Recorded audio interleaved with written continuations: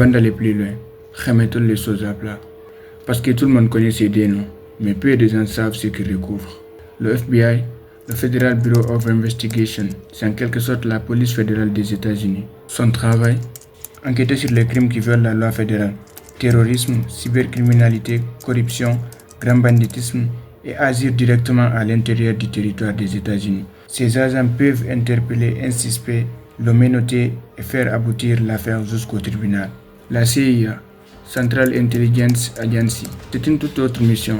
Ce n'est pas une agence de police comme le FBI, non, mais plutôt une agence de renseignement.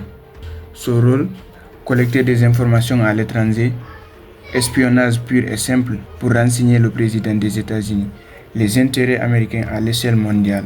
Elle opère hors des frontières, loin des tribunaux, des agences, des mondes. L'une gère la loi intérieure du pays, l'autre gère les secrets à l'extérieur. Sur le papier, leurs terrains ne devraient jamais se croiser. Et pourtant, un jour, ces deux agences ont violé leurs propres règles. Je t'explique. C'est cette histoire-là qu'on va démêler aujourd'hui, avec les origines de chaque agence, leurs pouvoirs réels et l'épisode qu'elles préféraient sans doute oublier. Pour comprendre pourquoi ces deux agences sont si différentes, il faut remonter à leur naissance, parce qu'ils ne sont pas nés pour la même raison, ni à la même époque. Le FBI est le plus ancien des deux. Il voit le jour en 1908 sous le nom de Bureau of Investigation, au sein du ministère de la Justice américain. Sa mission dès le départ, faire appliquer la loi fédérale à l'intérieur des frontières des États-Unis. Il ne prendra le nom de Federal Bureau of Investigation qu'en 1935. C'est une agence de police fédérale avec un mandat domestique. La CIA, elle est un bébé de l'après-guerre. Elle fut créée en 1947 par la National Security Act, dans un climat très précis. Les États-Unis venaient juste de sortir de Pearl Harbor, un désastre attribué en partie à un manque de coordination de renseignement américain. Plus jamais ça disent les architectes de cette nouvelle agence. Il faut un service centralisé capable de collecter et analyser le renseignement venu de l'étranger pour prévenir la prochaine surprise stratégique. Mais il y a un détail crucial dans la façon dont la CIA a été conçue. Le Congrès avait une peur bien précise en tête. Créer sans le vouloir une police secrète à l'américaine, une Gestapo made in USA. Mais pour l'éviter, les législateurs ont volontairement limité le rôle de la CIA à l'extérieur des frontières américaines. Le renseignement, oui pour la CIA. La police intérieure, oui pour le FBI. C'est cette peur fondatrice née dans les années 1940 qui explique tout ce qu'on va voir dans les parties suivantes. Alors concrètement, qu'est-ce que chaque agence a le droit de faire et surtout ne peut pas faire? Commençons par le FBI.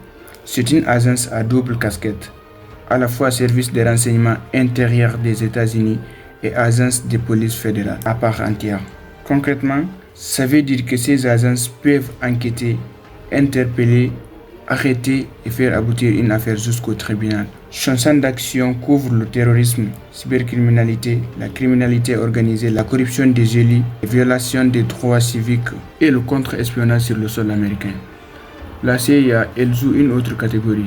C'est une agence de renseignement. Elle collecte, analyse et transmet ces informations au président des États-Unis et aux plus hauts responsables du pays. Elle utilise le renseignement humain, des espions au sens classique du terme, le renseignement électronique et l'image satellite, quand c'est autorisé directement par le président des États-Unis.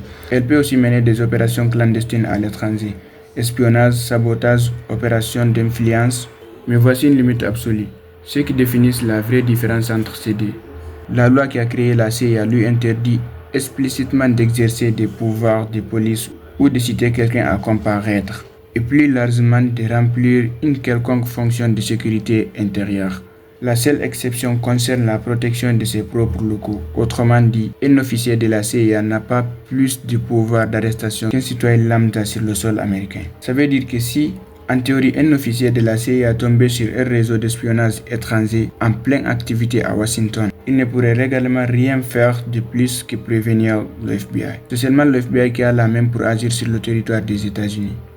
Cette frontière n'est pas juste théorique. Elle a été pensée pour empêcher qu'une seule et même agence cumule à la fois les moyens de surveillance massive d'un service de renseignement et le pouvoir de police d'une agence fédérale. Séparer les deux, c'était une garantie contre les abus. Sauf qu'un jour, cette garantie a explosé en plein vol. On y revient. Autre différence fondamentale, presque invisible pour le grand public, à qui chaque agence rend des comptes. Le FBI dépend directement du ministre de la Justice américain. Son directeur répond au procureur général et par extension au président.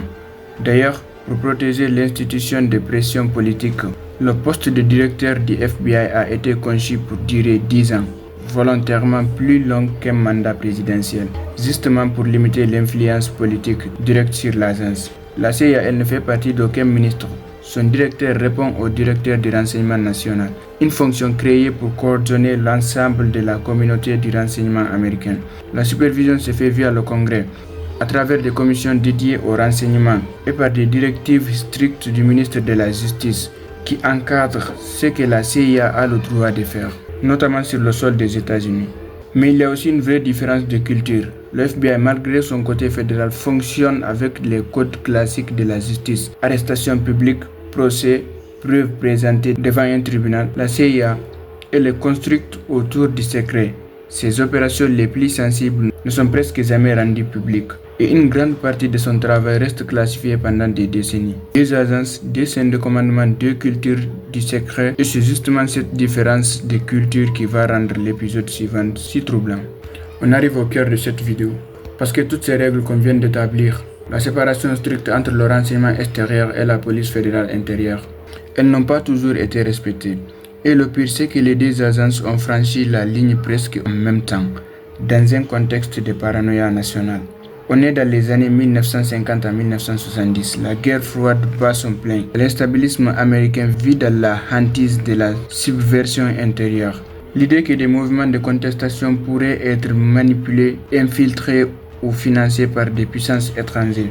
Le FBI, sous cette pression, lance un programme resté tristement célèbre, COINTELPRO, officiellement lancé en 1956 et actif jusqu'en 1971. Ce programme visait à surveiller, infiltrer et déstabiliser des mouvements politiques considérés comme subversifs, mouvements pour les droits civiques, groupes contestataires, organisations pacifiques. Le FBI ne se contentait pas d'observer. Il s'agissait d'un programme actif de perturbation, mené entièrement en interne, sans aucune autorisation juridique, dans la plupart des cas. Mais pendant ce temps, à quelques kilomètres de là, la CIA fait quelque chose qu'elle n'a légalement pas le droit de faire. Elle commence elle aussi à opérer sur le sol américain. Tout démarre discrètement en 1959, avec des opérations de recrutement domestique liées à la recherche d'exilés cubains, dans le cadre de la campagne contre Fidel Castro.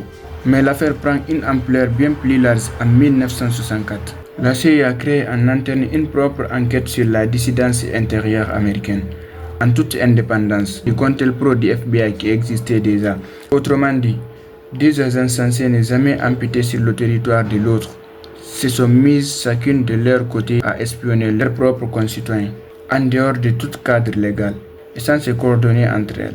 Le pot aux roses finit par être découvert au milieu des années 1970, avec les audits également en place des commissions permanentes de surveillance du renseignement, de supervision du renseignement à la Chambre des représentants comme au Sénat. Pour qu'un tel dérapage ne puisse plus se reproduire sans qu'aucun élu ne le sache, ce cloisonnement strict entre les agences a d'ailleurs eu un autre effet secondaire des décennies plus tard, après les attentats du 11 septembre 2001. Une autre critique a porté sur le manque de communication entre les agences de renseignement et les agences fédérales de police, chacune gardant ses informations dans son couloir, sans les croiser efficacement avec les autres. C'est en grande partie ce qui a motivé en 2004 à la création du poste de directeur de renseignement national, justement pour mieux faire circuler l'information entre la CIA, le FBI et le reste de la communauté du renseignement américain. Aujourd'hui encore, la ligne de démarcation entre les deux agences continue d'être testée, notamment avec la cybercriminalité où une attaque informatique peut à la fois venir de l'étranger et frapper des cibles américaines, brouillant la frontière historique entre l'extérieur et l'intérieur, sur laquelle tout ce système a été conçu. Au fond, la CIA et le FBI, ce sont deux gardiens du même pays, avec deux carnets de règles complètement différents. L'un peut espionner le monde entier mais ne peut jamais arrêter quelqu'un qui que ce soit. L'autre peut arrêter n'importe qui chez lui, mais n'a pas le droit d'espionner à l'étranger. L'histoire nous montre dès que cette séparation s'efface, même brièvement, même avec de bonnes intentions officielles, c'est la porte ouverte à des dérives qui peuvent durer des années avant d'éclater au grand jour. Si cette plongée dans les coulisses du renseignement américain t'a plu, abonne-toi sur Al Maurice Zone pour ne pas rater la prochaine vidéo.